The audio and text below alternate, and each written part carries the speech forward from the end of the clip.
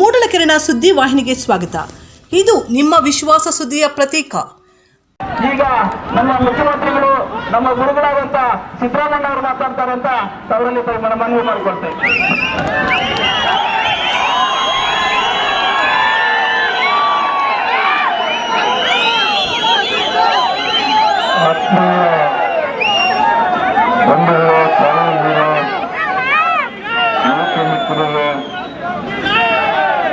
ಎಲ್ಲ ಕೋಲಾರ ಜಿಲ್ಲೆಯ ಶಾಸಕ ಮಿತ್ರರ ನಮ್ಮ ಅಭ್ಯರ್ಥಿ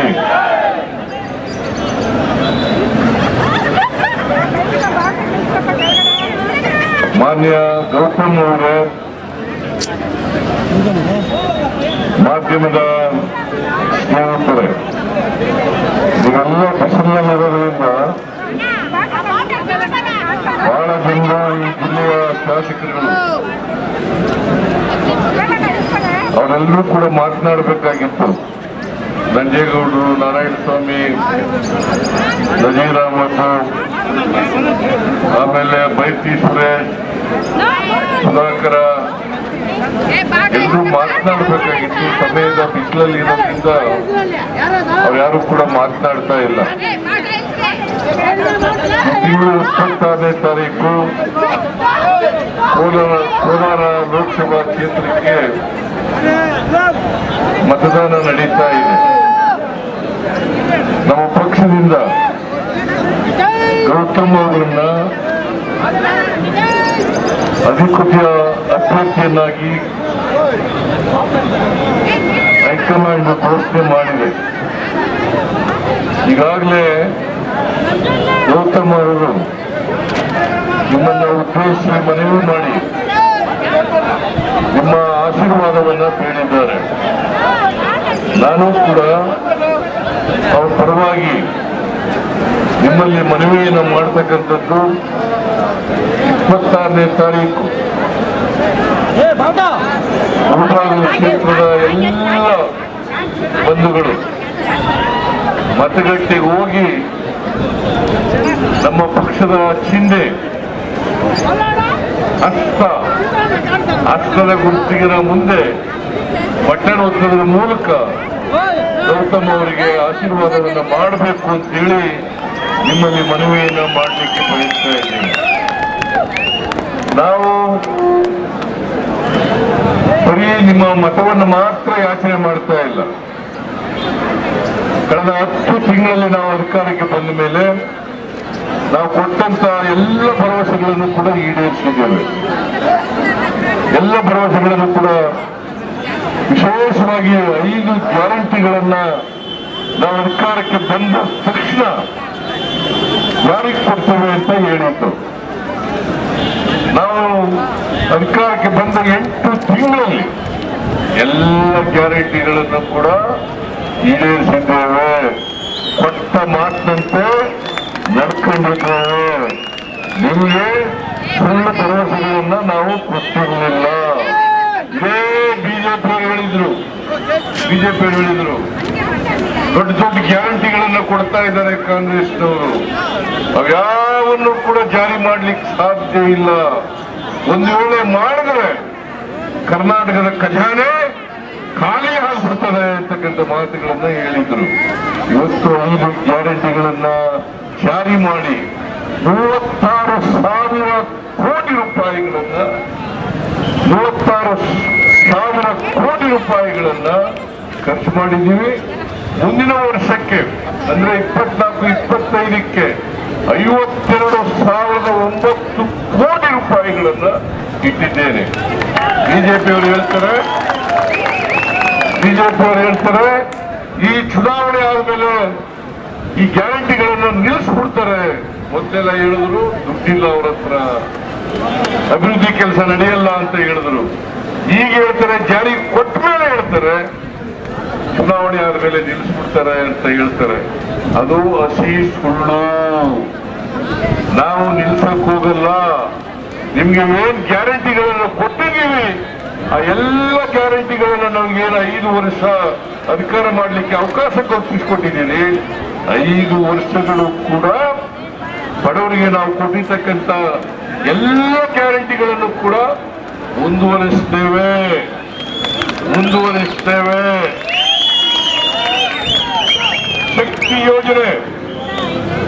ಶಕ್ತಿ ಯೋಜನೆ ಉಚಿತವಾಗಿ ಸರ್ಕಾರಿ ಬಸ್ಗಳಲ್ಲಿ ಪ್ರಯಾಣ ಮಾಡೋದು ಮಾಡ್ತಾ ಇದ್ದೀರಾ ಇಲ್ಲ? ಮಾಡ್ತಾ ಇದ್ದೀರಿ.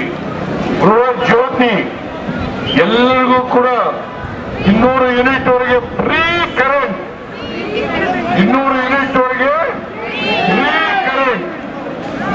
ಆಮೇಲೆ ಗೃಹಲಕ್ಷ್ಮಿ ಯಾರು ಮನೆಯ ಯಜಮಾನಿ ಇದ್ದಾರೆ ಅವ್ರಿಗೆ ತಿಂಗಳಿಗೆ 2,000 ರೂಪಾಯಿ.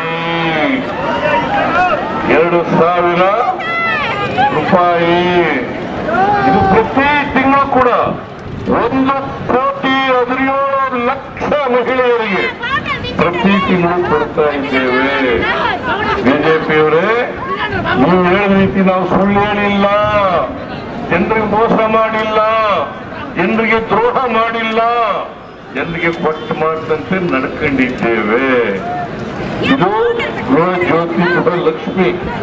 ಅದಾದ್ಮೇಲೆ ಅನ್ನಭಾಗ್ಯ ಕಾರ್ಯಕ್ರಮ. ನಾನು 7 ಕೆಜಿ ಅಕ್ಕಿ ಕೊಡ್ತಾ ಇದ್ದೆ. ಈ ಬಿಜೆಪಿ ಅವರು ಬಂದು 5 ಕೆಜಿ ಮಾಡಿದ್ರು. ನಾನು ಮತ್ತೆ 5 ಕೆಜಿ ಕೊಡ್ತೀನಿ ಅಂತ ಹೇಳಿದೆ. ಆದ್ರೆ 5 ಕೆಜಿ ಕೊಡ್ಲಿಕ್ಕಾಗಲ್ಲ. ಅದರ ಬದಲು ದುಡ್ಡನ್ನ ಕೊಡ್ತಾ ಇದ್ದೀವಿ. ಯಾಕಂತಂದ್ರೆ ಈ ಬಿಜೆಪಿ ಅವರು ಇದಾರಲ್ಲ, ಮೋಸ ಮಾಡ್ಬಿಟ್ರು ನಮಗೆ. ಮೊದಲು ಅಕ್ಕಿ ಕೊಡ್ತೀವಿ ಅಂತ ಹೇಳೋರು, ಆಮೇಲೆ ಕೊಡಲ್ಲ ಅಂತ ಹೇಳಿದ್ರು. ನಾವೇನು ಪುಕ್ಕಟೆ ಕೇಳಿರ್ಲಿಲ್ಲ. ಅವರಿಗೆ 1 ಕೆಜಿಗೆ 34 ರೂಪಾಯಿ ಕೊಡ್ತೀವಿ, ಕೊಡ್ರಿ, ಬಡವರಿಗೆ ಕೊಡ್ಬೇಕು, ಬಡವರಿಗೆ 3 ಹೊತ್ತು ಊಟ ಮಾಡಬೇಕು, ಅವರು ಯಾರು ಹಸಿರು ಮಲಗಬಾರದು ಅಂತೇಳಿ ಹೇಳಿದ್ರು. ಆದ್ರೆ ಈ ಬಿಜೆಪಿಯವರು ನಮಗೆ ಮೋಸ ಮಾಡಿ ಅಕ್ಕಿ ಕೊಡ್ಲಿಲ್ಲ. ಅದಕ್ಕೋಸ್ಕರ ಪ್ರತಿ ಒಬ್ಬರಿಗೆ ಬಡವರಿಗೆ ತಿಂಗಳಿಗೆ 170 ರೂಪಾಯಿ ಕೊಡ್ತಾ ಇದೀವಿ. ಅಕ್ಕಿ ಬದಲಿಗೆ 170 ರೂಪಾಯಿ ಅಂತಂದ್ರೆ 5 ಜನ ಇದ್ರೆ 850 ರೂಪಾಯಿ ಕೊಡ್ತೀವಿ. ಒಂದು ಕುಟುಂಬದಲ್ಲಿ 5 ಜನ ಇದ್ರೆ 850 ರೂಪಾಯಿ ಕೊಡ್ತಾ ಇದ್ದೀವಿ. ಅದ್ರ ಜೊತೆಗೆ ಯುವ ನಿಧಿ ಕಾರ್ಯಕ್ರಮನ ಜಾರಿಗೆ ಕೊಟ್ಟಿದ್ದೀವಿ. ನಾವು ನೋಡಿದ್ರೆ ಪೆಟ್ರೋಲ್ ಬೆಲೆ ಕಡಿಮೆ ಆಯ್ತಾ, ಡೀಸೆಲ್ ಬೆಲೆ ಕಡಿಮೆ ಆಯ್ತಾ, ಗ್ಯಾಸ್ ಸಿಲಿಂಡರ್ ಬೆಲೆ ಕಡಿಮೆ ಆಯ್ತಾ, ಗೊಬ್ಬರದ ಬೆಲೆ ಕಡಿಮೆ ಆಯ್ತಾ, ಅಕ್ಕಿ ಗೋಧಿ ರಾಗಿ ಬೆಲೆ ಕಡಿಮೆ ಆಯ್ತಾ? ಅಚ್ಚೇ ದಿನ ಈಗ ಬಂತ ಬರಲಿಲ್ಲ. 15 ಲಕ್ಷ ರೂಪಾಯಿ ಪ್ರತಿ ಕುಟುಂಬಕ್ಕೆ ಕೊಡ್ತೀವಿ ಅಂತ ಹೇಳಿದ್ರು. ಕೊಡ್ಲಿಲ್ಲ. 2 ಕೋಟಿ ಉದ್ಯೋಗ ಸೃಷ್ಟಿ ಮಾಡ್ತೀನಿ ಅಂತ ಹೇಳಿದ್ರು. ಮಾಡಿದ್ರ? ರೈತರ ಆದಾಯ ದುಪ್ಪಟ್ಟು ಮಾಡ್ತೀನಿ ಅಂತ ಹೇಳಿದ್ರು. ಮಾಡಿದ್ರ? ಮಾಡಲಿಲ್ಲ. 2014ರಲ್ಲಿ ನರೇಂದ್ರ ಮೋದಿ ಪ್ರಧಾನಮಂತ್ರಿ ಆದಾಗ ಡೀಸೆಲ್ ಬೆಲೆ 1 ಲೀಟರ್ಗೆ 57 ರೂಪಾಯಿ ಇತ್ತು. ಇವತ್ತು 95 ರೂಪಾಯಿ. 1 ಲೀಟರ್ ಪೆಟ್ರೋಲ್ ಬೆಲೆ 71 ರೂಪಾಯಿ ಇತ್ತು. ಇವತ್ತು 105 ರೂಪಾಯಿ. ಗ್ಯಾಸ್ 414 ರೂಪಾಯಿ ಇತ್ತು. ಇವತ್ತು 950 ರೂಪಾಯಿ. ಇದೇನ ಮಿಸ್ಟರ್ ನರೇಂದ್ರ ಮೋದಿ ಅವರೇ, ಅಚ್ಚೇ ದಿನ ಆಯ್ತು, ಒಳ್ಳೆ ದಿನ. ಬಿಜೆಪಿ ಓಟ್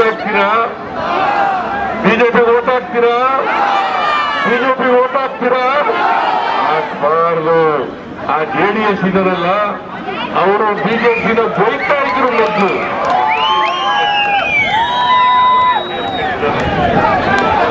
ಅವರು ಕೂಡ ಕೋಮುವಾದಿಗಳಾಗ್ತಾ ಇದ್ದಾರೆ.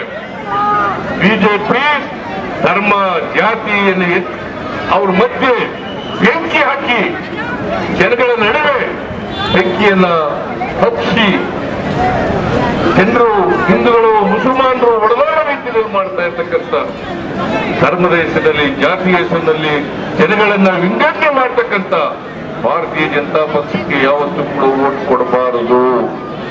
ಕೊಡ್ತೀರಾ? ಕೊಡಬಾರದು. ಅವ್ರೇನು ಮಾಡಿಲ್ಲ. ಈಗ ಮತ್ತೆ ಕೇಂದ್ರ ಸರ್ಕಾರ 25 ಗ್ಯಾರಂಟಿಗಳನ್ನ ಘೋಷಣೆ ಮಾಡಿದ್ದಾರೆ. ನಿನ್ನೆ 25 ಗ್ಯಾರಂಟಿಗಳನ್ನ ಘೋಷಣೆ ಮಾಡಿದ್ದಾರೆ. ನಾವು ಅವನ್ನು ಕೂಡ ಜಾರಿ ಮಾಡ್ತೀವಿ. ಕಾಂಗ್ರೆಸ್ ಪಕ್ಷ ಯಾವತ್ತೂ ಕೂಡ ಕೊಟ್ಟ ಮಾತಂತೆ ನಡ್ಕೊಳ್ಳಲ್ಲ, ನಡ್ಕೋತೀವಿ. ಯಾವತ್ತೂ ಕೂಡ ಕೊಟ್ಟ ಮಾತಂತೆ ನಡ್ಕೋತೀವಿ. ಬಿಜೆಪಿ ರೀತಿ ಕೊಟ್ಟ ಮಾತಿಗೆ ತಪ್ಪಿಸ್ಕೊಳ್ಳಲ್ಲ. ಅದಕ್ಕೋಸ್ಕರನೇ ಬಸವಾದಿ ಶರಣರಿದ್ದಾರಲ್ಲ, ಅವರು ನುಡಿದಂತೆ ನಡೆದಿದ್ರು ಅಂತೇಳಿ ಬಸವಣ್ಣವರನ್ನ ಇವತ್ತು ಸಾಂಸ್ಕೃತಿಕ ನಾಯಕರನ್ನಾಗಿ ಮಾಡ್ಕೊಂಡಿದ್ದೇವೆ. ಅದರಿಂದ ನೀವೆಲ್ಲರೂ ಕೂಡ ಅರ್ಥ ಮಾಡ್ಕೋಬೇಕು. ಕಾಂಗ್ರೆಸ್ ಅನ್ನ ಮತ್ತೆ ಅಧಿಕಾರಕ್ಕೆ ಬರ್ತಕ್ಕಂಥ ಪ್ರಯತ್ನವನ್ನ ಮಾಡಬೇಕು. ಕೇಂದ್ರದಲ್ಲಿ ಬಿಜೆಪಿ ಸರ್ಕಾರವನ್ನು ಕಿತ್ತೊಗೆದು ನರೇಂದ್ರ ಮೋದಿ ಅವರನ್ನ ಕೆಳಗಿಳಿಸಿ ಮತ್ತೆ ರಾಹುಲ್ ಗಾಂಧಿ ಅವರನ್ನ ಈ ದೇಶದಲ್ಲಿ ಪ್ರಧಾನಮಂತ್ರಿ ಮಾಡತಕ್ಕಂಥ ಕೆಲಸವನ್ನ ಮಾಡಬೇಕು ಅಂತಕ್ಕಂಥ ಮಾತುಗಳನ್ನ ನಿಮ್ಮಲ್ಲಿ ಅತ್ಯಂತ ಕಳಕಳಿಯಿಂದ ಮನವಿಯನ್ನು ಮಾಡಲಿಕ್ಕೆ ಬಯಸ್ತೇನೆ. JDS ಕ್ಯಾಂಡಿಡೇಟ್ ಯಾರು? ಇಲ್ಲಿ ಬಿಜೆಪಿಯವರು ಮತ್ತು JDSನವರು ಇಬ್ಬರು ಒಂದಾಗಿದ್ದಾರೆ. ಇದೇ ದೇವೇಗೌಡರು ಹೇಳಿದ್ರು 2019ರಲ್ಲಿ ನರೇಂದ್ರ ಮೋದಿ ಯಾವ ಕಾರಣಕ್ಕೂ ಕೂಡ ಪ್ರಧಾನಮಂತ್ರಿ ಆಗಲ್ಲ. ಒಂದು ವೇಳೆ ನರೇಂದ್ರ ಮೋದಿ ಪ್ರಧಾನಮಂತ್ರಿ ಆದ್ರೆ ದೇಶ ಬಿಟ್ಟು ಹೋಗ್ತೀನಿ ಅಂತ ಹೇಳಿದ್ರು. ಯಾರು ಹೇಳಿದ್ರು ಇದನ್ನ? ಮಿಸ್ಟರ್ ದೇವೇಗೌಡ. ಆಮೇಲೆ ಇನ್ನೂ ಒಂದು ಮಾತು ಹೇಳಿದ್ರು, ಏನಂತಂದ್ರೆ ನಾನೇನಾದ್ರು ಪುನರ್ಜನ್ಮ ಇದ್ರೆ, ಮುಂದಿನ ಜನ್ಮ ಅನ್ನೋದಿದ್ರೆ ಮುಂದಿನ ಜನ್ಮದಲ್ಲಿ ಮುಸಲ್ಮಾನ ಆಗ್ಬಿಡ್ತೀನಿ ಅಂತ ಹೇಳಿದ್ರು. ಇದೇ ದೇವೇಗೌಡರು ಇವತ್ತು ನರೇಂದ್ರ ಮೋದಿ ಅವರನ್ನ ಬಹಳ ನರೇಂದ್ರ ಮೋದಿ ಅವರು ಬಹಳ ಪ್ರೀತಿಸ್ತಾರೆ. ನನಗೂ ನರೇಂದ್ರ ಮೋದಿ ಅವರು ಈಗ ಇದನ್ನ JDS ಅವರಿಗೆ ಈ ಕೋಲಾರ ಕ್ಷೇತ್ರವನ್ನ ಬಿಟ್ಟುಕೊಟ್ಟಿದ್ದಾರೆ. 3 ಸ್ಥಾನಗಳು, 3 ಲೋಕಸಭಾ ಕ್ಷೇತ್ರಗಳನ್ನು ಬಿಟ್ಟುಕೊಟ್ಟಿದ್ದಾರೆ. ಒಂದು ಹಾಸನ, ಇನ್ನೊಂದು ಮಂಡ್ಯ, ಇದು ಕೋಲಾರ 3ನೇದು. ಅವ್ರ ಅಳಿನ ಮಾತ್ರ ಬೆಂಗಳೂರು ಗ್ರಾಮಾಂತರಕ್ಕೆ ತಳ್ಳಿಬಿಟ್ಟಿದ್ದಾರೆ. ಅಲ್ಲಿ ಬಿಟ್ಕೊಳ್ಬೇಡಪ್ಪ, ಸೋತ್ಬಿಟ್ಟಿಯಾ, ಅಲ್ಲೋಗಿ ನಿಂತು ಹೋಗಿ ಅಂತೇಳಿ ಅಲ್ಲಿ ಹೋಗಿ ನಿಲ್ಲಿಸಿದ್ದಾರೆ. ದಯಮಾಡಿ ಕೋಲಾರದಲ್ಲಿ ಈ ಹೊಂದಾಣಿಕೆ ಅಭ್ಯರ್ಥಿ ಇದ್ದಾರಲ್ಲ, JDSನವರು ಇದ್ದಾರಲ್ಲ, ಅವರು ಸೋಲಿಸ್ತೀನಿ ಅಲ್ವಾ?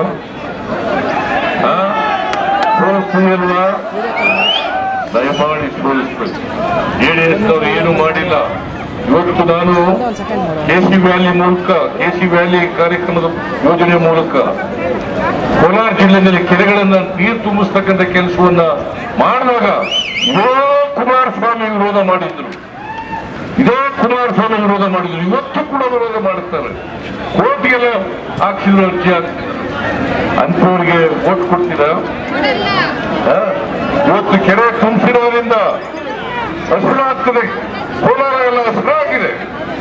ತರಕಾರಿ ಬೆಳಿಲಿಕ್ಕೆ ಅನುಕೂಲ ಆಗ್ತದೆ, ಹಣ್ಣುಗಳನ್ನು ಬೆಳಿಲಿಕ್ಕೆ ಅನುಕೂಲ ಆಗ್ತದೆ. ಇದನ್ನೆಲ್ಲ ಮಾಡಿದವರು ಕಾಂಗ್ರೆಸ್ ಸರ್ಕಾರವೇ ಹೊರತು JDSನವರಲ್ಲ, ಬಿಜೆಪಿಯವರಲ್ಲ ಅಂತಕ್ಕಂಥದ್ದನ್ನು ತಿಳ್ಕೋಬೇಕಾಗ್ತದೆ.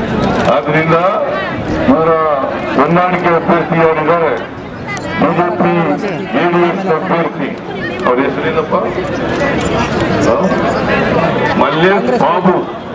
ಏನು 2 ಹೆಸರುಗಳು ಇಟ್ಕೊಂಡ್ಬಿಟ್ಟವ್ರೆ. ಮಲ್ಲೇಶ್ ಬಾಬು. ಆ ಮಲ್ಲೇಶ್ ಬಾಬು ಸೋಲಿಸಿ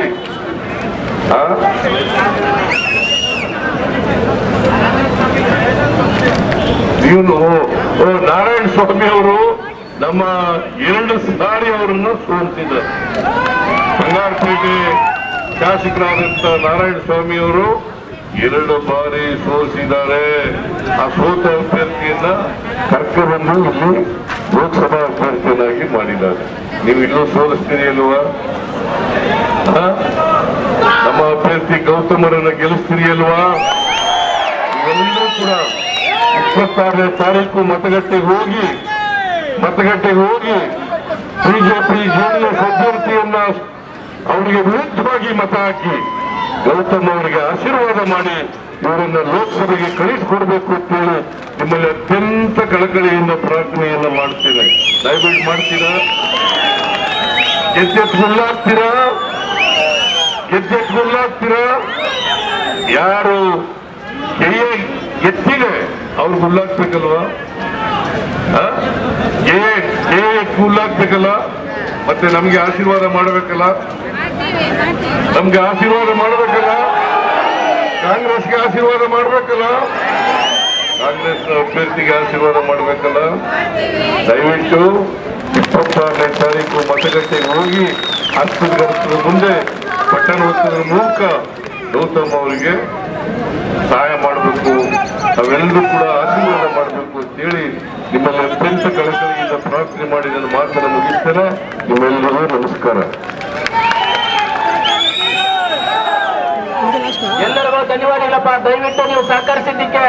ಇವತ್ತು ಈ ಕಾರ್ಯಕ್ರಮಕ್ಕೆ ಏನು ಬಂದಿದ್ದೀರಾ, ಇದೇ ರೀತಿ ನಮ್ಮ ಗ್ರಾಮಗಳಲ್ಲಿ ಪ್ರತಿಯೊಂದು ಮನೆಗೂ ನಮ್ಮ ಗ್ಯಾರಂಟಿ ಬಗ್ಗೆ, ನಮ್ಮ ವಿಚಾರಗಳ ಬಗ್ಗೆ ಎಲ್ಲ ಹೇಳಿ ನೀವು ಊರಲ್ಲಿ ಮನೆಗೂ ಪದಯಾಚನೆ ಮಾಡಿ ಓಟ್ ಹಾಕ್ಸ್ಬೇಕು. ರಾಮಚಂದ್ರನ, ಬೋರ್ವೆಲ್ ರಾಮಚಂದ್ರನ ದೊಡ್ಡವ್ರು ನೀವೆಲ್ಲ ಮಾಡ್ಬೇಕು ಅಣ್ಣ, ನೀವೆಲ್ಲ ಕೆಲಸವನ್ನು ಮಾಡಬೇಕು. ಮೂಡಲಕಿರಣ ಯೂಟ್ಯೂಬ್ ಚಾನಲ್ ಅನ್ನು ತಪ್ಪದೇ ಸಬ್ಸ್ಕ್ರೈಬ್ ಮಾಡಿ, ಲೈಕ್ ಮಾಡಿ, ಶೇರ್ ಮಾಡಿ. ನಮ್ಮ ಮುಂಬರುವ ಎಲ್ಲಾ ವಿಡಿಯೋಸ್ಗಳಿಗಾಗಿ ಪಕ್ಕದಲ್ಲೇ ಇರುವ ಬೆಲ್ ಬಟನ್ ಅನ್ನು ಒತ್ತಿ.